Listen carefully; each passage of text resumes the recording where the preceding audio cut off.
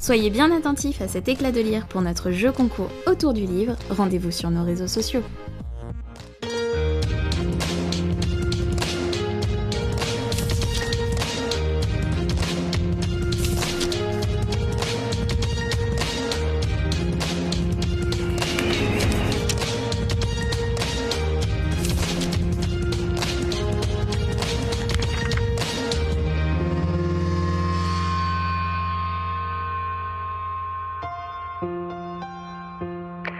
Bonjour, nous sommes à Saint-Omer, à Notre-Dame de Sillon, dans un lycée et un internat qui comporte 640 élèves et 280 internes.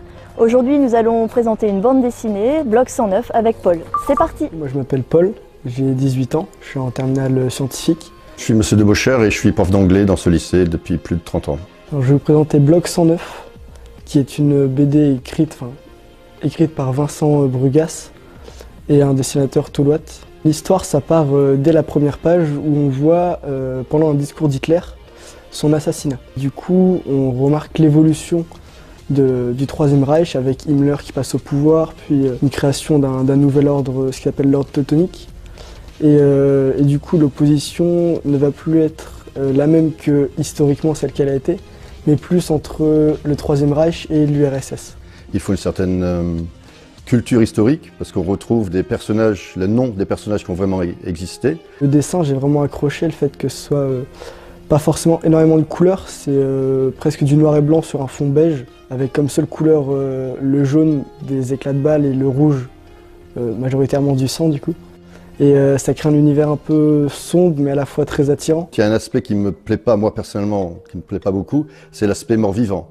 Ils ont dans cette bande dessinée imaginé qu'ils avaient trouvé un vaccin qui pouvait rendre les soldats, les combattants super puissants, mais après, les combattants devenaient des morts-vivants. Au début, j'ai eu un peu de mal à me mettre en route parce qu'il faut bien comprendre qui sont les personnages, rentrer, mais une fois qu'on est dans l'histoire, j'étais lancé et puis on ne pouvait pas m'arrêter, je pense.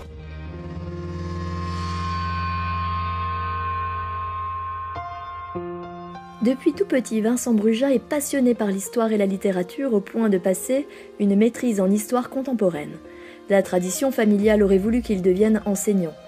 Mais le talent caché de Vincent, qui est devenu bibliothécaire, va vraiment se révéler grâce à une rencontre, celle de l'illustrateur Ronan Toulouat, avec lequel il va publier sa première bande dessinée, Bloc 109, aux éditions Achilleos.